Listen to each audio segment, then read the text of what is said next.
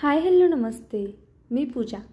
मी आणि बरंच काही या यूट्यूब चॅनलवर तुम्हा सगळ्यांचं अगदी मनापासून स्वागत करते. आज मी तुम्हाला मुळ्यापासून खूप भन्नाट अशी एक रेसिपी दाखवणार आहे. यापूर्वी मुळ्याची तुम्ही ही रेसिपी कधीच केली नसेल, त्यामुळे व्हिडिओ शेवटपर्यंत पहा. एकदा जर तुम्ही ही रेसिपी केलीत तर कोणी ओळखूही शकणार नाही की ही मुळ्यापासून बनलेली आहे. त्याचबरोबर लहानांपासून मोठ्यांपर्यंत सगळे आवडीने खातील इतकी ही रुचकर होते. तर त्यासाठी बघा, इथे मी मुळा घेतलेला आहे आणि ह्याची साल काढून घेतलेली आहे. आता व्हिडिओमध्ये दाखवल्याप्रमाणे आपल्याला ह्याच्या गोल चकत्या करून घ्यायच्या आहेत.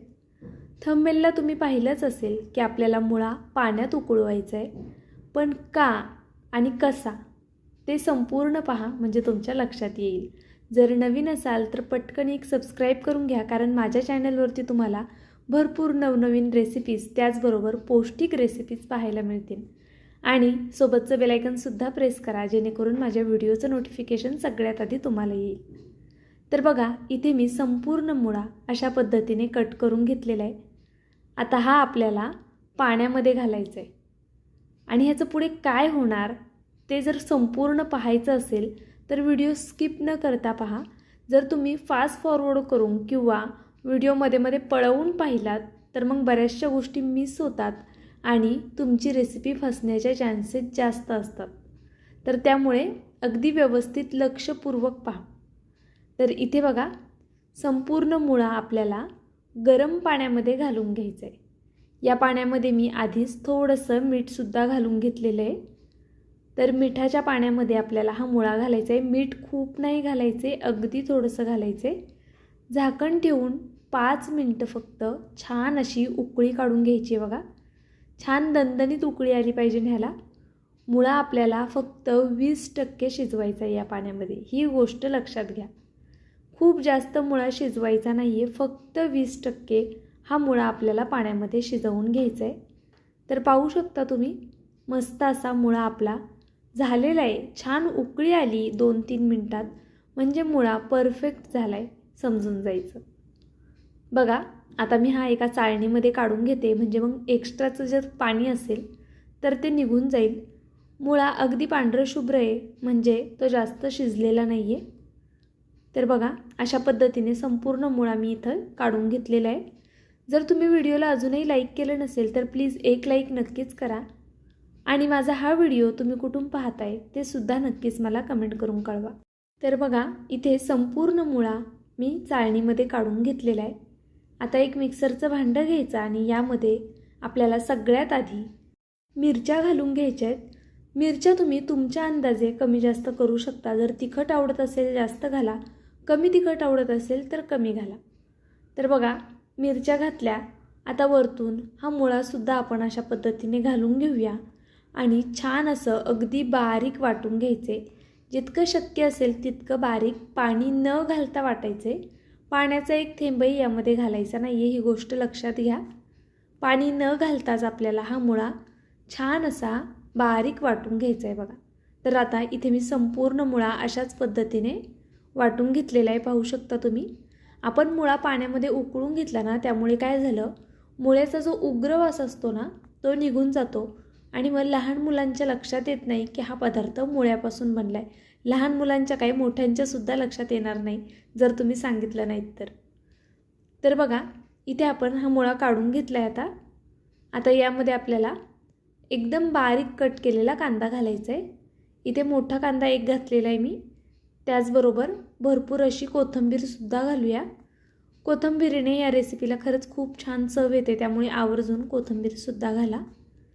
आता त्यानंतर आपल्याला यामध्ये अद्रक लसणाची पेस्ट घालायची आहे. एक अर्धा चमचा इतपत मी अद्रक लसणाची पेस्ट घातलेली आहे.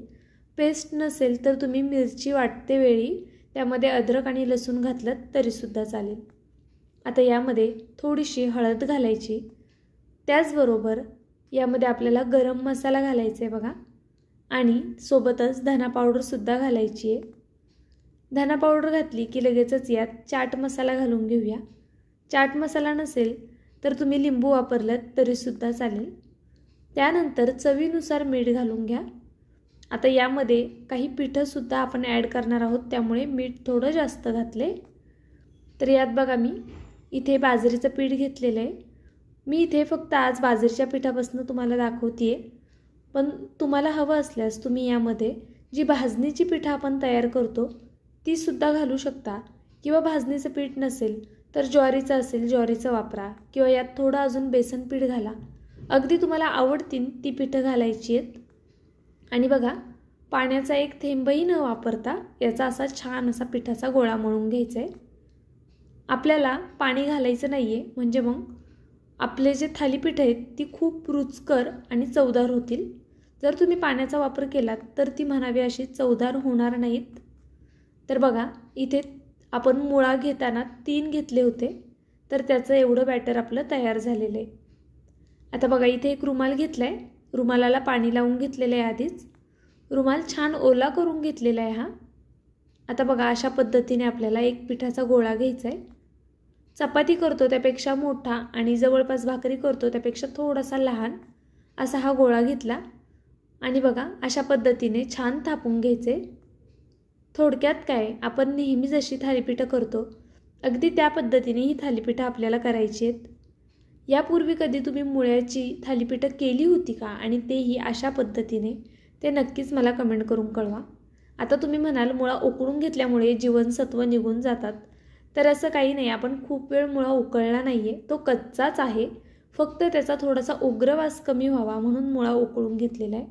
आणि जर तुम्हाला ते स्किप करायचं असेल तरीसुद्धा तुम्ही करू शकता. मुळा न उकळतासुद्धा तुम्ही छान असा कट करून मिक्सरला वाटून घेतलात तरीसुद्धा चालणार आहे. इथे बघा आपलं थालीपीठ थापून झालं आहे. पॅन ठेवलेलं आहे, पॅनला तेल किंवा तूप किंवा बटर लावायचे आणि त्यावरती हे थालीपीठ अशा पद्धतीने घालून घ्यायचे. बघा किती व्यवस्थित सहज निघाले, अजिबातच रुमालाला चिटकत वगैरे नाही. आता यावरती मी पुन्हा थोडंसं तेल लावते अशा पद्धतीने, आणि वरची साईड थोडी अशी सुकली किंवा आपल्याला हे पलटी करायचे. पाहू शकता तुम्ही, अगदी मस्त बघा, आणि अजिबात तुटणार नाहीत तुमचे हे थालीपीठ. त्याचबरोबर कितीतरी पटीने पौष्टिकसुद्धा आहेत. लहानांपासून मोठ्यांपर्यंत सगळ्यांनीच मुळ्याचे थालीपीठ खाल्ले पाहिजे. थालीपीठच नाही, मुळ्याचा तुम्ही कोणताही पदार्थ करून खाल्लात तरी चालेल, कारण की मुळा खूप जास्त औषधी आहे. तर बघा मी असा दोन्ही साईडनी हे थालीपीठ छान भाजून घेते. पीठ बाजरीचं आहे त्यामुळे भाजायला थोडा वेळ लागतो. थालीपीठं भाजत असताना गॅस खूप फास्ट करू नका, नाहीतर फक्त डाग पडतील पण थालीपीठ कच्चं राहील. त्यामुळे मीडियम टू हाय फ्लेमवर आपल्याला ही थालीपीठं छान अशी भाजून घ्यायची आहेत. पाहू शकता तुम्ही इथे दुसरंसुद्धा थालीपीठ मी घालून घेतलं आहे तव्यावरती, आणि छान पातळच थापायची आहेत ही थालीपीठं. अजिबात कडक होणार नाहीत याची गॅरंटी मी तुम्हाला देते. नंतर मी तुम्हाला दाखवेल, जशी आपली चपाती आपण हातामध्ये अशी फोल्ड करतो ना पूर्ण, अगदी त्या पद्धतीने हे थालीपीठसुद्धा मी तुम्हाला करून दाखवते.